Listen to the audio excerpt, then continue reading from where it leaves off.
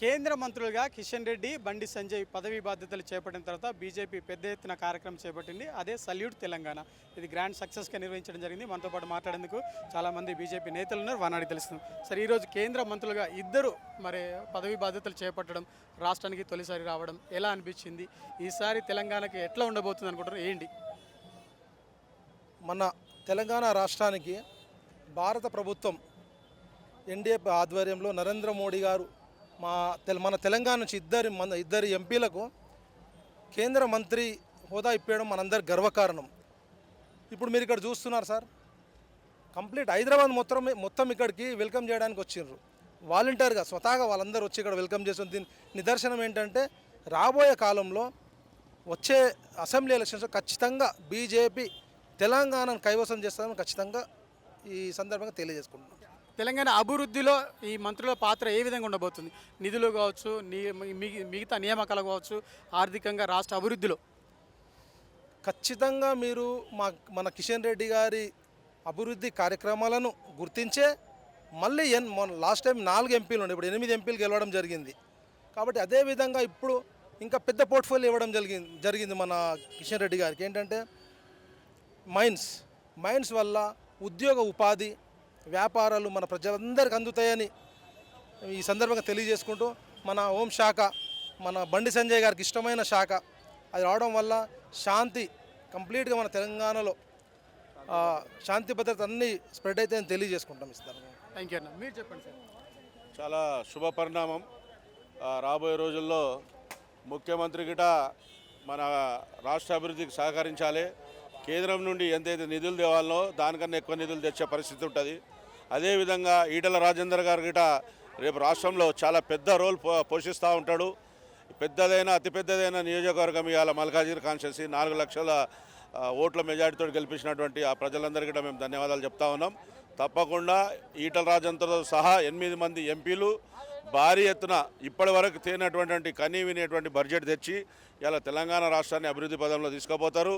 తప్పకుండా ఏదైనా తోకజాడిస్తే ఈ ముఖ్యమంత్రిని కూడా వదిలే ప్రసక్తి లేదు. రాబోయే రోజుల్లో గోల్కొండ మీద బీజేపీ జెండా ఎగరడం ఖాయం.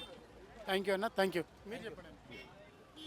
ఈరోజు మొత్తం దేశంలో ఉన్న ప్రజలందరూ మార్పుని కోరారు. 60 సంవత్సరాల నుంచి ఏదైతే కాంగ్రెస్ ప్రభుత్వం ఉండనో, కాంగ్రెస్ పాలన ఉండనో, ఆ పాలన నుంచి ఎప్పుడు సెక్యులరిజం అనుకుంటా కూడా అది కూడా కరెక్ట్ చేయకుండా ఇప్పుడు దేశ గౌరవాన్ని కాపాడాలంటే నరేంద్ర మోడీ గారు ద్వారానే అవుతుంది, అది ఎన్డీఏ ద్వారా అవుతుంది, అది కూడా ముఖ్యంగా బీజేపీ ద్వారా అవుతుందని ఈ 3 సార్లు కంటిన్యూస్గా మనకు బీజేపీ ప్రభుత్వం వచ్చినందుకు మనం అందరం హ్యాపీగా ఫీల్ అవుతున్నాం. దాంట్లో నరేంద్ర మోడీ గారు ప్రధానమంత్రి కావడము, దాంతోపాటు మా తెలుగు రాష్ట్రంలో ఇప్పుడు ఆల్మోస్ట్ 64 కాన్స్టిట్యున్సీలో మేము గెలిచినట్టే. ఇప్పుడు మొత్తం 119 కాన్స్టిట్యున్సీలో 64 కాన్స్టిట్యున్సీలో గెలిచినట్టే.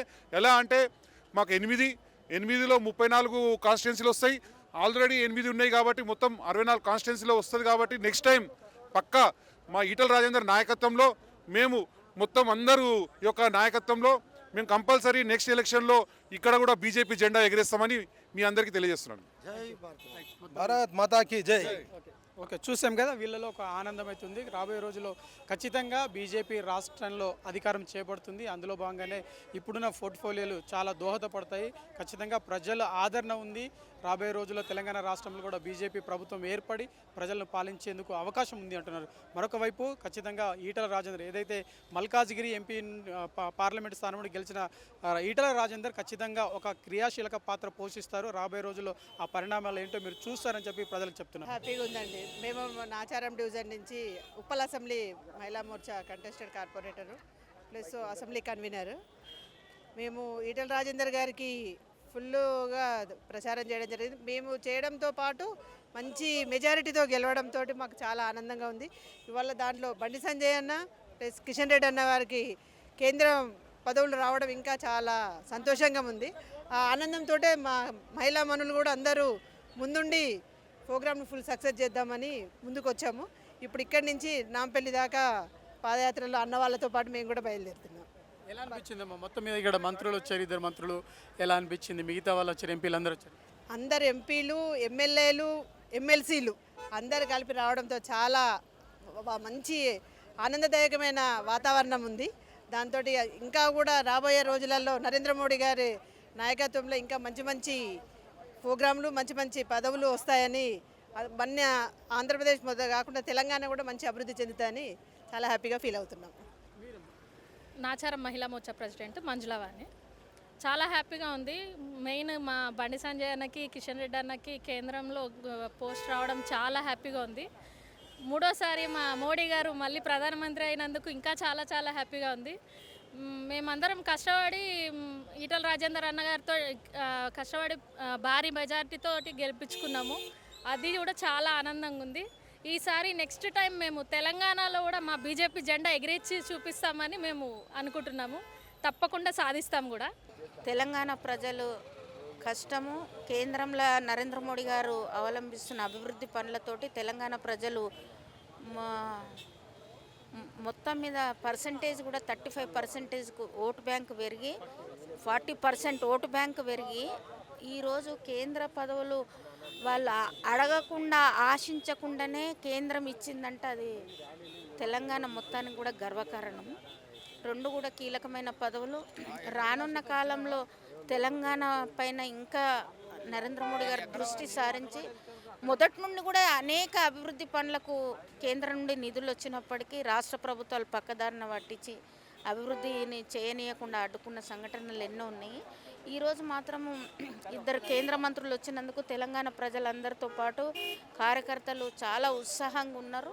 మరి రానున్న కాలంలో కూడా తెలంగాణలో ప్రభుత్వాన్ని బీజేపీ ప్రభుత్వాన్ని ఏర్పాటు చేస్తామనేసి నేను సంతోషాన్ని వ్యక్తం చేస్తున్నాను. ఎందుకంటే తెలంగాణ ప్రజలందరూ కూడా ఆశిస్తుంది అదే. తెలంగాణలో బీజేపీ, కేంద్రంలో బీజేపీ, తెలంగాణలో బీజేపీ ఉంటే డబుల్ ఇంజిన్ సర్కార్ తోటి అభివృద్ధి ఇంకేం పెద్ద ఎత్తున జరుగుతుందన్న ఆశ అందరికీ ఉంది. కాబట్టి ప్రజలే ఎన్నుకొని తెలంగాణలో బీజేపీ ప్రభుత్వాన్ని ఏర్పాటు చేస్తారని నేను ఈ సందర్భంగా 2 కేంద్ర మంత్రులకు హృదయపూర్వక శుభాకాంక్షలతో పాటు కేంద్రానికి నరేంద్ర మోడీ గారికి హృదయపూర్వకంగా ధన్యవాదాలు తెలియజేస్తున్నాను. నేను అమీర్పేట్లో ఉంటాను. మాది southern assembly constituency, Secunderabad parliament. ఈరోజు రెండవసారి మా యొక్క నాయకుడు గంగాపుర కిషన్ రెడ్డి గారు మెజార్టీతో గెలిచి, రెండవసారి మొదటిసారి గెలిచినప్పుడు ఆయనకు హోంశాఖ సహాయ మంత్రిగా ఇచ్చి అనతి కాలంలోనే ఆయనకు ప్రమోషన్ ఇచ్చి ఆయనకు టూరిజం ప్లస్ ఈశాన్య రాష్ట్రాల అభివృద్ధి ఇవ్వడం జరిగింది. ఈసారి కూడా కార్యకర్త కృషితోని, మోడీ గారి చమత్కారంతో, మోడీ గారి మీద నమ్మకంతో కార్యకర్త కష్టపడి ఆయన గెలిపించడం జరిగింది. ఈసారి ఆయనకు మన భారతదేశంలో ఆయుపట్టు లాంటి ఒక బొగ్గు ఇలాంటి ఒక శాఖని ఆయనకు మినిస్ట్రీగా ఇచ్చి మా మీద నరేంద్ర మోడీ గారు దయదలిచారనుకుంటున్నాను నేను.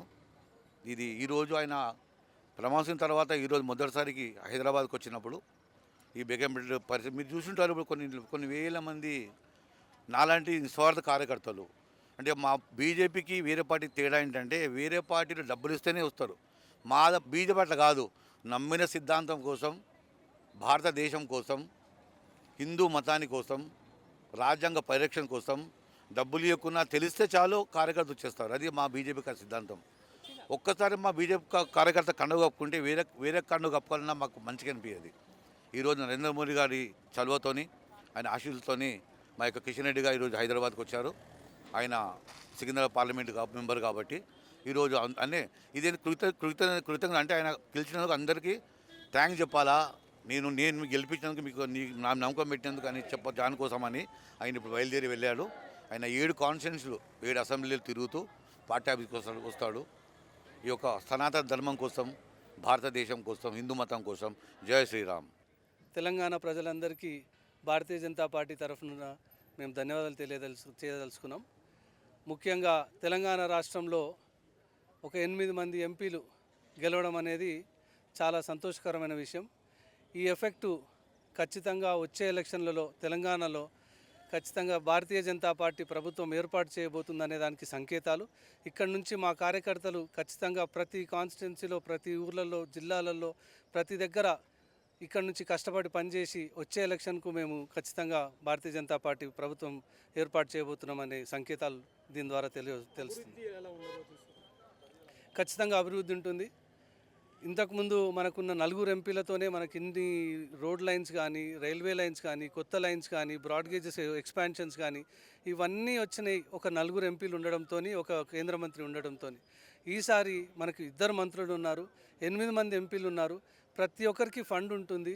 దాన్ని కాకుండా అడిషనల్ ఫండ్స్ అన్నీ ప్రతి డిపార్ట్మెంట్ నుంచి, ప్రతి దగ్గర నుంచి తీసుకొచ్చే సత్తా తెలంగాణ ఎంపీలందరికీ ఉందని చెప్పి మనవి చేసుకుంటూ, ఈ వచ్చే డెవలప్మెంట్లన్నీ ఈ 8 ఏళ్లలో తెలంగాణ భవిష్యత్తు మార్చేసి, ఆ మార్పు ద్వారా, ఆ డెవలప్మెంట్ ద్వారానే ప్రజల మనసుకు దోచుకొని ఖచ్చితంగా వచ్చే తెలంగాణ రాష్ట్రంలో భారతీయ జనతా పార్టీ ప్రభుత్వం ఏర్పాటు చేసే విధంగా కృషి చేస్తాం.